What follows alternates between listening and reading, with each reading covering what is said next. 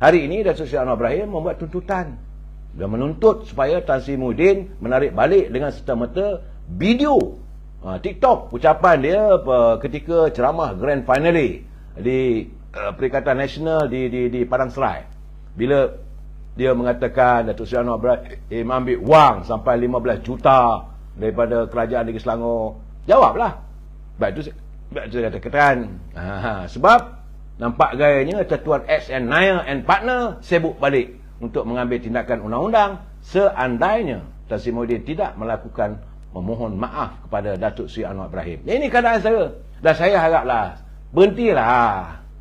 Kalau anda nak jadi pembangkang, jadilah pembangkang yang benar-benar konstruktif.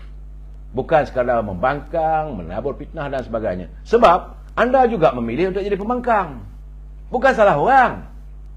Jangan nak marah. Tiba-tiba sekarang ni, saya melihat sekarang ni saudara, lain tak ada. Sekarang ni dah center untuk maki hamonnya adalah Datuk Zahid Hamidi. Kerana disebabkan Datuk Zahid Hamidi, maka Tan Sri Muhyiddin tidak jadi Perdana Menteri. Dia merasakan seolah-olahnya kalau UMNO menyokong dia, dia tak mengertikan 10 orang itu menyokongnya untuk jadi Perdana Menteri, dialah Perdana Menteri. Saya kata ini berhentilah buat begitu. Sudah-sudah. Masa untuk bekerja.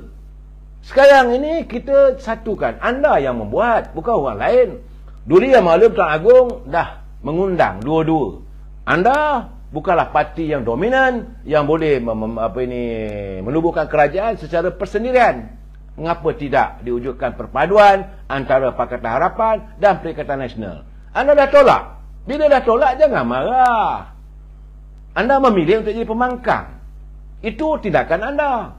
Tak salah. Jadi bila Datuk Seri Duli Yang Maha Tuan Agong menyarankan kepada Datuk Seri Zahid Hamidi, memanglah pada mulanya beliau memikirkan benda-benda begini, soal isu dan sebagainya, tapi beliau mengambil tindakan yang agak kalau dari segi politiknya membahayakan dirinya.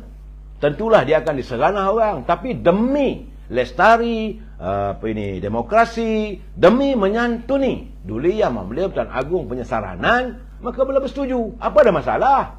Kenapa pula diserang sekarang? Kononnya lah kluster mahkamah. Beliau pasti akan hadir ke mahkamah. Saya pernah bertanya dengan dia. Dia kata kalau apa sahaja pun jawatan dia pegang pun, dia tetap akan membersihkan dirinya di mahkamah kerana itu adalah naluri kendaknya. Ini masalah sekarang ni, kita mencipta macam-macam naratif. Sebab itu saya katakan, jangan lupa, selepas ini ramai nanti akan jadi kluster mahkamah. Sebab itu akhirnya saya merasakan cara terbaik, tak payah. Sebab sekarang ni saudara, geng-geng broker, saya panggil geng-geng broker ni, mereka sedang menjelajah ke seluruh negara, menggapai supaya bagi mereka melihat cara nak menjatuhkan kerajaan pimpinan Datuk Seri Anwar Ibrahim. Satu saja, tumbangkan Zahid Hamidi, ganti dengan calon mereka. Dan calon mereka ini tentulah akan membawa ahli parlimen ini, membawa usul yang tak percaya pada Datuk Seri Anwar Ibrahim. Maka berlakulah seperti langkah Sheraton. Berapa kali nak jadi negara kita ni? Walaupun saya yakin benda tak akan berlaku, tetapi mereka yakin. Bahawa kononnya rakyat Malaysia ni tengok duit saja, cium bau duit ni saja, terburu-buru. Saya yakin benda tak boleh berlaku dah. Sudah-sudah dah. Sekarang ni pun Datuk Seri Anwar Ibrahim sudah mendapat sokongan sebanyak 147, 148 ahli parlimen. Anda cuma 74 campur 74. Gabungan Perikatan Nasional cuma 74. Yang lain semua dah sokong. Jadi apa masalahnya? Jadilah seorang ataupun pimpinan pembangkang yang konstruktif. Jangan hanya sekadar-kadar nak melihat keruntuhan kerajaan. Itu tak baik. Saya dengar ada kalangan pemimpin bahawa mereka kata bahawa UMNO ini perlu ditumbangkan Zahid Hamidi. The key is mereka mesti menumbangkan Zahid Hamidi, sebab itu mereka mencipta macam-macam cerita. Kluster mahkamah, kaki sakau, perompak. Sedangkan apa yang mereka nyatakan tidak betul. Sebenarnya saya kata, tunggulah. Kita tunggu perbicaraan mahkamah nanti. Satu demi satu apabila dijelaskan oleh pihak hakim, saya berkeyakinan. Kerana Yayasan Akabudi yang sekarang ni masih lagi melibungi kehidupan Datuk Seri Zahid Hamidi adalah masalah Yayasan Akabudi.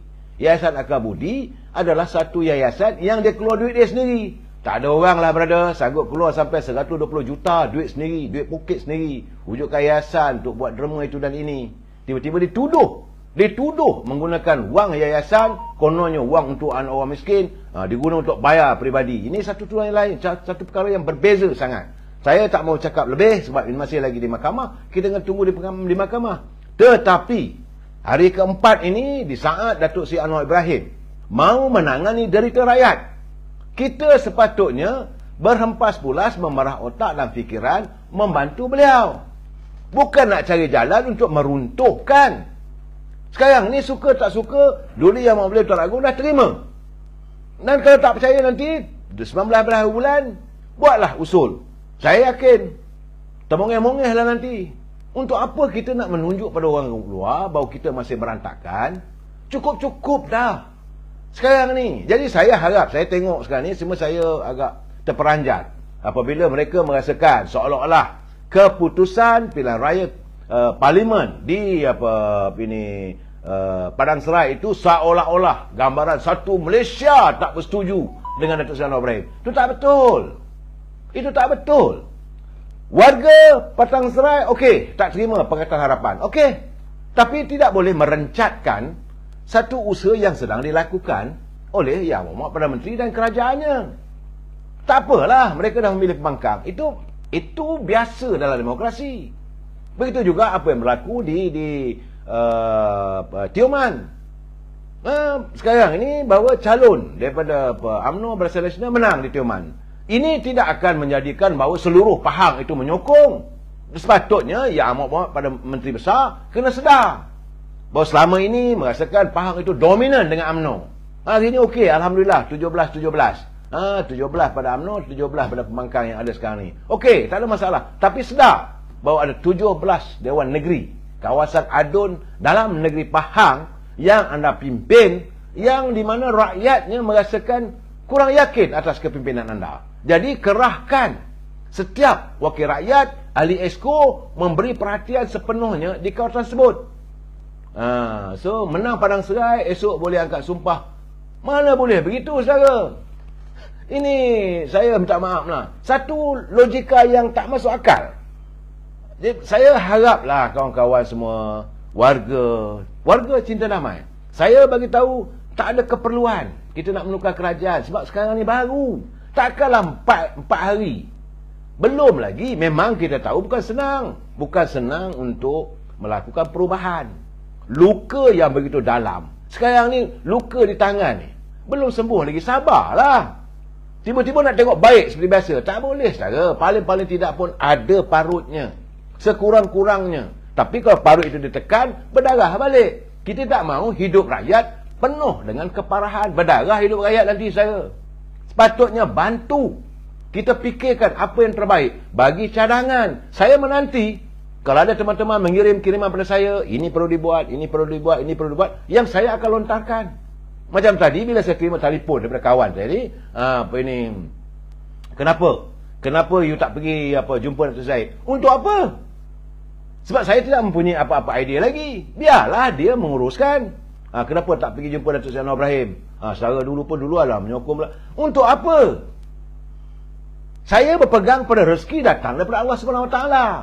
Bukan rezeki saya datang daripada Anwar Ibrahim. Bukan rezeki saya ada pada Zahid Hamidi. Bukan rezeki saya ada daripada Fahmi Fadzil. Bukan rezeki saya datang daripada Abang Mat Sabu. Tak ada. Yakin saya Allah SWT kalau dia nak bagi saya kaya, dia bagi kaya. Split of second. Dia nak bagi melingkup, lingkup. Dulu pun pernah kaya-kaya juga saya. Mungkinlah saban petang nanti saya akan bercerita. Jadi kita berpegang pada prinsip. Rezeki tidak pernah salah alamat. Rezeki itu datang daripada Allah SWT. Tetapi memang kita elok berbaik. Jadi sekarang ni, waktu-waktu sekarang ni, orang semua nak jumpa, pergilah. Baru, maklum sajalah, pengantin baru, saudara, segala-galanya harum. Jadi janganlah kita merosakkan suasana. Sebab bila saya pergi, katalah seandainya saya bertemu dengan Datuk Seri Anwar Ibrahim, ada pula orang 5-6 orang yang semalam ni melibas beliau. Lalu dia kata, oi, tak malu buka ke, babe? Sebab saudara boleh buka balik saya punya live. Malahan saya dituduh saya sebagai penyokong Anwar Ibrahim. Saya bukan menyokong. Saya dah cakap berkali-kali, saya tetap kukuh memperjuangkan parti saya. Tapi saya tak mahu menambah benda yang tak betul. Benda yang direka-reka. Saya tak mahu. Sebab saya tahu macam mana kedudukan cerita dan sebagainya. Cuma waktu-waktu tertentu saya tak boleh menceritakan. Kerana ini boleh merosakkan suasana. Biarlah. Begitu juga macam sekarang ni. Orang cerita, sebenarnya banyak tak betul tentang Datuk Seri Zahid Hamidi. Tak betul, saudara.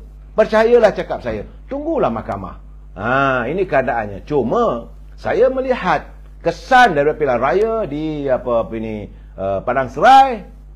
Saya dapat kiriman sahabat kita, saudara Abdullah. Dia kata, mengapa pengundi masih percaya pada Perikatan Nasional? Adakah pengundi percaya yang Perikatan Nasional itu bersih? Itu persoalan jangkauan saya. Ataupun pengundi dah tak kisah zaman Perikatan Nasional lockdown. Saya nak jawab macam mana, saudara? Pengundi-pengundi Padang Serai, apakah mereka merasa dan percaya pada Perikatan Nasional bersih? Ini persoalan yang perlu kita jawab. Yang saya pun tak boleh nak jawab. Mungkin kerana pengundi-pengundi di sana tak terasa apabila negara mengalami lockdown yang dilakukan era pemerintahan Tan Sri Muhyiddin. Mungkin mereka lupa kerana kesibukan, keseronokan berpolitik, keseronokan maki hamun, ataupun kerana adanya sesuatu. Saya Saudara Mazlan Ahmad, tak payah nak ulas. Saya bukan nak ulas, saya untuk memberi pandangan saya. Sebab Saudara Abdullah mengatakan kepada saya, hantar kiriman, mengapakah pengundi masih percaya pada Perikatan Nasional?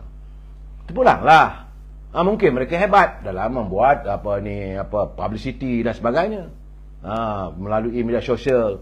Adakah pengundi percaya yang Perikatan Nasional itu bersih? Terpulang.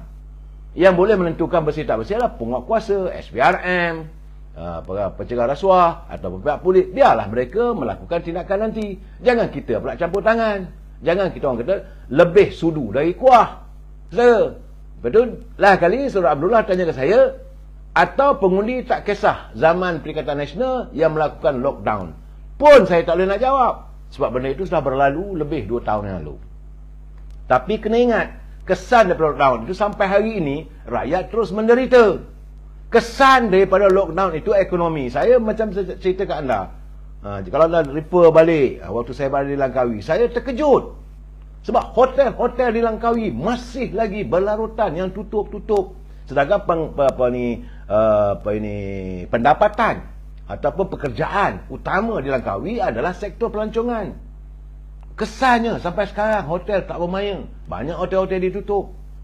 Saya pergi keluar, saya tengok banyak kedai-kedai berderet-deret yang for sale, to rent, orang tutup meniaga. Kesan daripada lockdown. Tapi orang boleh percaya, terpulanglah. Mungkin mereka tak serik. Saudara Abdullah, saya minta maaf, saya tak ada jawapan. Ataupun dia kata kerana sokongan terhadap UMNO itu kurang. Saya rasa itu mungkin juga. Kalau tanya saya apa? Kerana perangai orang UMNO, perangai pemimpin. Kau dipilih, kau jadi calon pun kau maki hamun juga parti. Tak dapat jadi calon pun kau maki hamun parti. Kau lupa bahawa kau dulu hidup senang kaya raya kerana UMNO. Kamu jadi pemimpin UMNO peringkat bahagian. Kamu dipilih jadi wakil rakyat. Kemudian dapat peluang jadi menteri. Bila kamu tidak dipilih lagi, kamu seranah UMNO ni bagai nak rak. Orang macam ini bagi saya tidak layak untuk UMNO memikirkan. Mudah-mudahan, kalau saya dalam Majlis Tinggi, memang saya berlasah habis. Memang mudah-mudahan Majlis Tinggi UMNO malam ini bersidang membicarakan persoalan ini. Sebab rumah UMNO perlu dibersihkan sebersih-bersihnya. Kalau tidak nanti rakyat muak menyampah. Ada bukan ramai pun, 7-8 orang aja. Tapi 7-8 orang ni setara mereka punya wang. Mereka punya banyak wang dan ditabur. Tapi matlamat mereka tak ada lain. Mereka nak berkuasa balik. Mereka nak jadi menteri balik. Mereka nak dilihat konon-konon menjadi pengurusi JLC dan sebagainya. Kerana itu mereka perlu menumbangkan kerajaan yang ada hari ini dan menyokong agar pimpinan mereka pula jadi Perdana Menteri. Cukup-cukuplah, brother.